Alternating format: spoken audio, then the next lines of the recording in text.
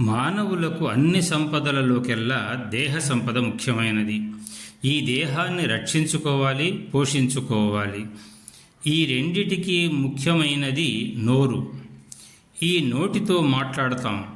మాట అనేది మనిషికి భగవంతుడిచ్చిన వరం. మాటల శక్తి గురించి ఓ కవి ఈ విధంగా వ్రాశారు. జిహ్వాగ్రే వర్తతే లక్ష్మీ, జిహ్వాగ్రే మిత్రబాంధవాః, జిహ్వాగ్రే బంధనం చైవ, జిహ్వాగ్రే మరణం ధ్రువం.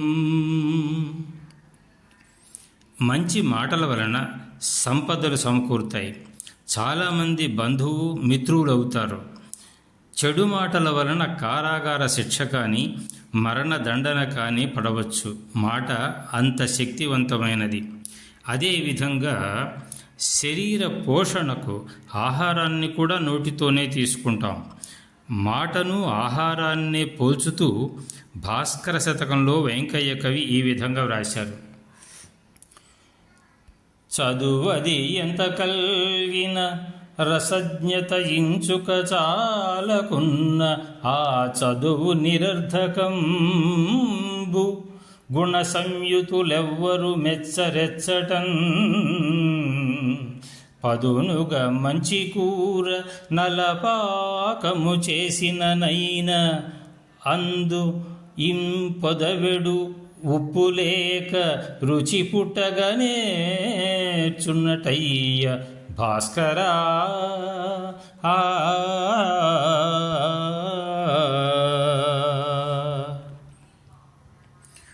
కూరగాయలు ఎంత లేతగా నవనవలాడుతున్నా, నలచక్రవర్తి వలె వంటలో మంచి నైపుణ్యము సామర్థ్యం ఉన్నవారు ఎంత బాగా వంట చేసినా దానిలో కొంచెం ఉప్పు వేయకపోతే రుచిగా ఉండదు. ఉప్పు వేయకపోతే చప్పగా ఉండి తినలేము. ఉప్పు ఎక్కువైతే అసలే తినలేము.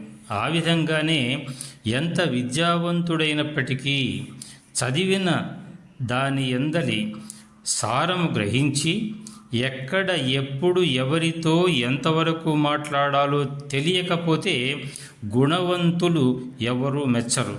అందుకే మాటను ఉప్పుతో పోల్చారు. మాట అనేది మృదువుగా, మితంగా, మధురంగా, ఆమోదయోగ్యంగా, శ్రేయస్కరంగా ఉండాలి. అందుకే వాగ్భూషణం భూషణం అన్నారు భర్తృహరి. శుభం.